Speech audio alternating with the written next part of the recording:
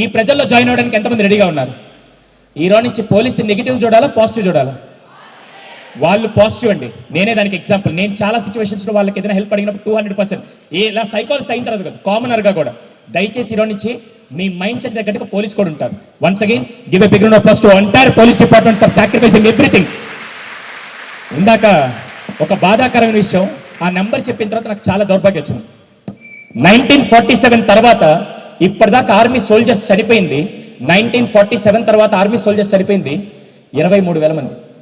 Army soldiers చనిపోయింది 23,000 మంది.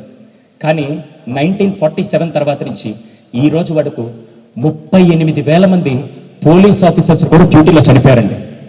అంటే కేవలం దేశ సరిహద్దుల్లో నిలబడి కాపాడుతున్న వాళ్ళు మాత్రమే హీరోసా? దేశం లోపల కాపాడుతున్న వీళ్ళు కూడా నిజమైన హీరోస్ అని నేను అంటాను. Big salute to all the true heroes for this entire nation. Respect that police for ever. They are a part of our family. So once again a big round of applause to all the police department for sacrificing their entire day. Not only life sacrifice but at the same time వాళ్ళ టైంని మన కోసం ఇస్తూ కాపాడుతున్న ప్రతి ఒక్క police ఆఫీసర్కి ఈ సెషన్ అంకితం చేస్తూ